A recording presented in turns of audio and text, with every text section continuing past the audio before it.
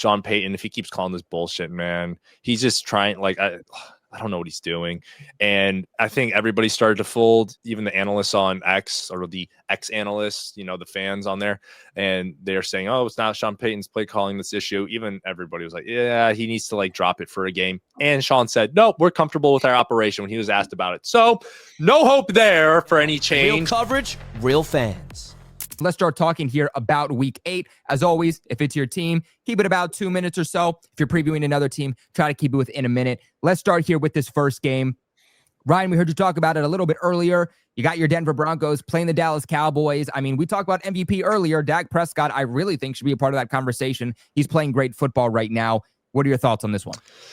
Yeah, it's going to be a really interesting game. I'm looking forward to it. Hopefully we don't get blown out. But in regards to some latest updates, Dre Greenlaw's suspension just got upheld. So the NFL are assholes and they're trying to make an example out of him.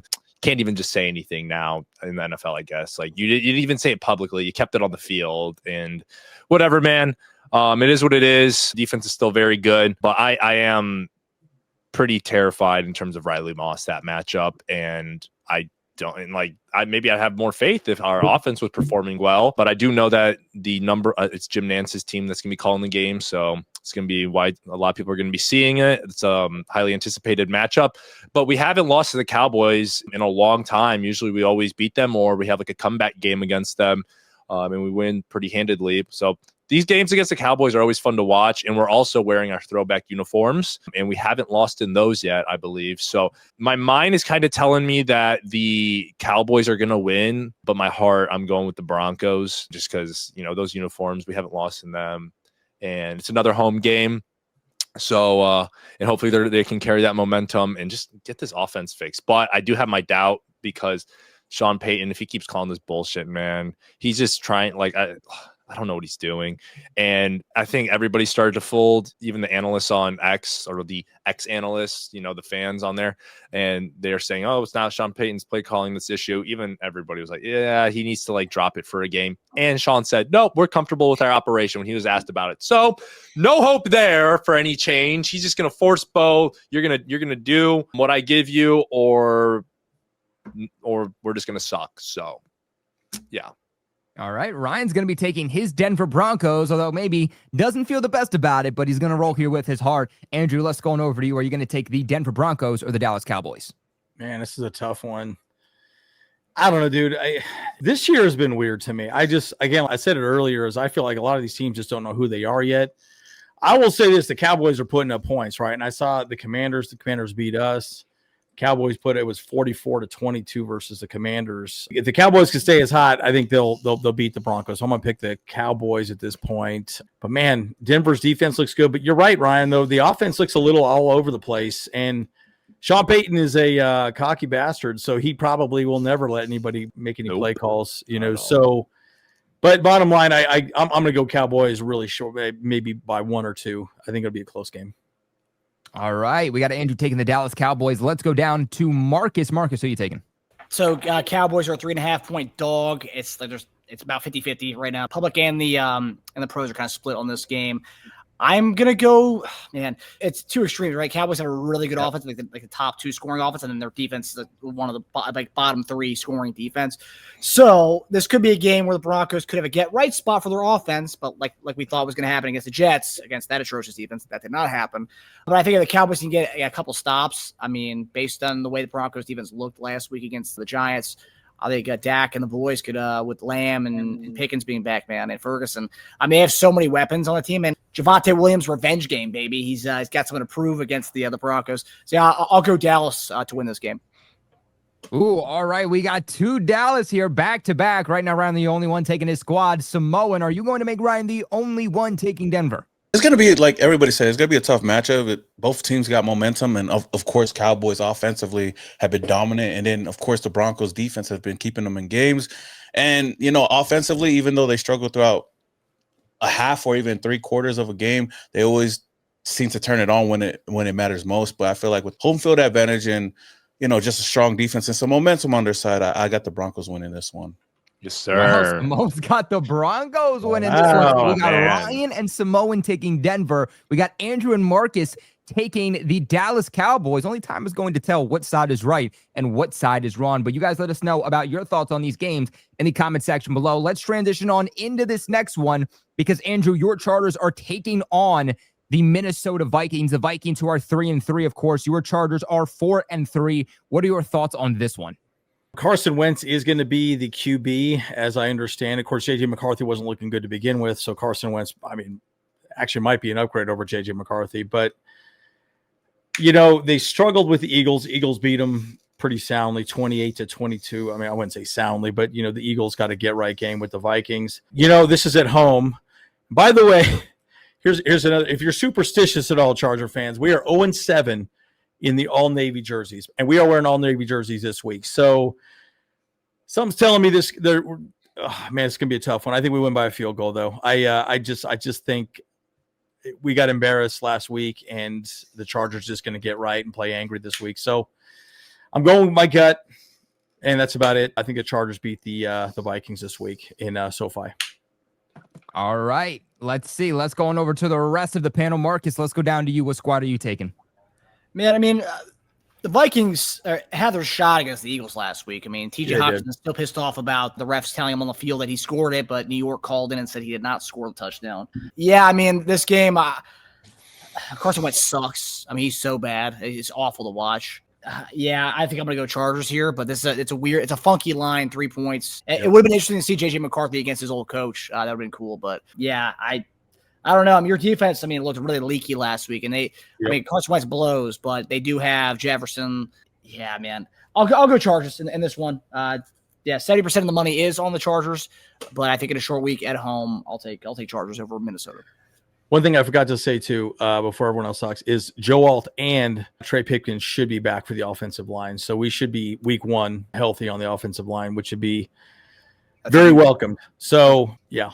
That would be absolutely huge for you guys. Well, right now we got both guys, and Andrew and Marcus, taking the Chargers. Let's go on over to you, Simone. You also going to take the Chargers? Well, yeah, I was gonna bring up that point, like Andrew said. Just getting some key playmakers back from injury is going to be huge, especially at home. And we know that the Chargers, they can put up points offensively, especially if Justin Herbert has time. So that, as well as the injuries to the Vikings and having Carson Wentz start in a short week, I think it's going to be a tough matchup for them. So overall, I think I got the Chargers winning this one. It could be close, though. All right, Ryan, we know that you love to take the upset. Are you going to do that here? No, I'm taking the Chargers. I don't see them dropping to 4-4 and going down that bad. And I don't really have much faith in Carson Wentz either. And like you said, you guys are going to be getting some guys back.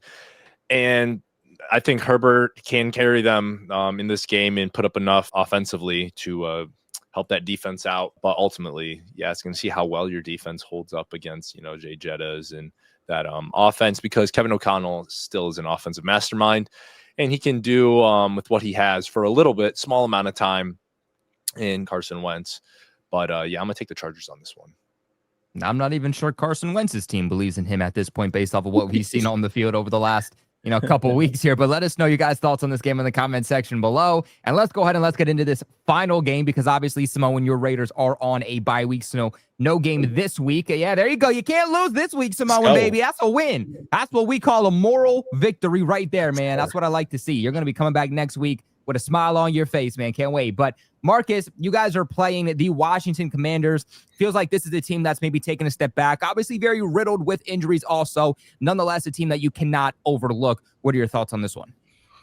Yeah, so they have kind of a mixed bag of injuries on that side. The only injury we have is our rookie defensive tackle out for the season, torn ACL. So we're going to have to figure out that situation out, the rotation there. Josh Simmons still not back yet, still out for personal reasons. But Jalen Moore has looked phenomenal at the left tackle spot. Trey Smith left the game early with back spasms, lower back spasms. He should be good for this game. I think it was a matter of fact of, we're dominating this team. There's no need to bring him back in if he's got back spasms, whatever. 31-0. The way that game was trending, there was no need to kind of put our guys who were like kind of dealing with some nagging injuries on their side of the ball. You got Jaden Daniels. The hamstring injury wasn't as severe as they thought, but still question as if he'll play on Monday. They have an extra day to prepare for that game. Doris Armstrong, their leading pass rusher, is out for the season for the Commanders, so that hurts them. But Terry McLaurin and Deebo Samuel are going to practice in full this week, so that's a big. I mean, if they don't have Daniels, at least Mariota will have those guys to throw to. All that to say, Chiefs are a 10-point favorite. Redskins, Commanders, Washington football team, whatever you want to say, they have not beaten the Chiefs since 1983. 1983 was the last time. When John Riggins and Joe Theismann were back, there was the last time the Commanders or the Washington football team beat the Chiefs. It's in Kansas City on prime time. I'll take Mahomes to win by double digits. So, yeah, I'll take the Chiefs here and to win big. 1983. Damn it, Marcus, you just have every stat in the back of your head. I don't know where you find these things, man, but this guy's like a damn thesaurus. It's absolutely crazy, man. That's crazy. 1983. Simone, let's go on over to you. What are your thoughts on this game? Yeah, this one. I think with Kansas City really turning the tide at this point of the season and seeing how well they play offensively, defensively, and they got all their weapons back. Even with Jaden Daniels, whether he does play or not, I think Marcus Mariota should be okay. As far as running the offense for the Commanders, but yeah, I got the Chiefs winning this one big time. I mean, we just seen them dog walk us, so I don't know how I would choose the other side for now. You just sound a little depressed in the voice, man.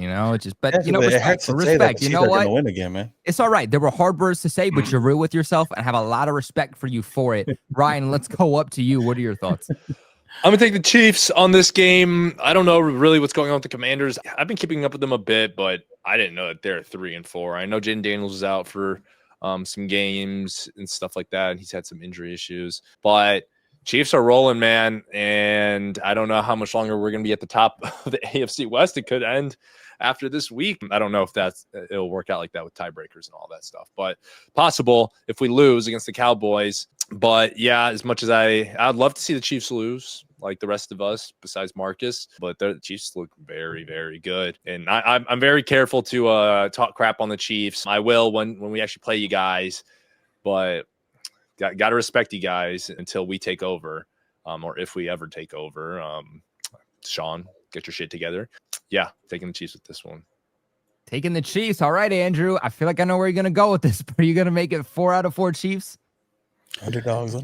Oh, boy. Oh, it's the Chiefs, man. I mean, I want to say the Commanders. I mean, I'd love to see the Chiefs get humbled, but, man, dude, the Chiefs are just rolling right now. They look good, so got to go with the hot hand, man. I mean, and it's in Arrowhead, right? So, yeah, Chiefs. Patrick Mahomes over on the rushing yards, 100 yards on the ground. Just wait for it. I'm calling it here now. But guys, this is where we kick it off to you guys. What are your thoughts? Let us know in the comment section below. At the end of the day, it's all love, and we appreciate you guys for supporting each of these individual creators and everybody here, and not just the AFC West Roundtable, but everybody here at Roundtable Sports. As always, want to give love to these guys for killing it, not just here every single week, but freaking killing it on their channels every single week. Also, producing the best content for their teams. Please, please, please don't just support them here on the AFC West Roundtable, but please go support their individual channels and let them know that you are coming and found them here from Roundtable Sports. Links to their channels in the description box below. Roundtable Sports Network is your one-stop shop for all things NFL, with daily live shows covering all 8 divisions in the league, hosted by the best content creators on the web, all on one network. Catch the AFC East live every Monday at 7 p.m. and on Wednesdays at 6 p.m. Real coverage, real fans. Sleeper. Use the promo code you see on the screen, RTS, and you'll get up to a $100 match on your first deposit. Terms and conditions apply. See Sleeper's terms of use for details. Currently operational in over 25 states. Check out Sleeper today. And right now, Sleeper's still updating the overall parlays and player props here. So right now, there is nothing for any of the teams here in the AFC West, but you can already get in on games such as Minnesota here. Actually, I think there is. You play the Vikings this week, right, Andrew? Chargers play Vikings on Thursday Night Football. Yes, they actually did just update this, so we do have. They're not giving us much here. They're not giving us much to work with, but they did just update this.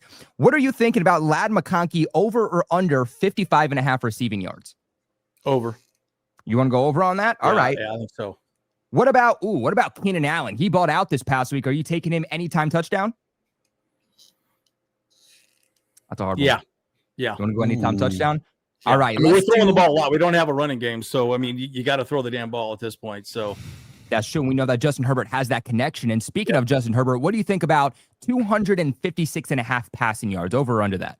Over. Ooh, over. Okay. I like that. I like he threw for 450 versus the Colts. I think it was 4 something. What was it? Let's see. The Colts also have a good defense too. Good secondary. Yeah, 420 is what he threw. Yay, 420. That's There you go, man. Good jokes there. Plenty of jokes there. That feels like an easy over. Well, guys, that is going to be our sleeper prop here for this week. So let us know what you guys are thinking in the comment section below and follow what we're doing over on Sleeper.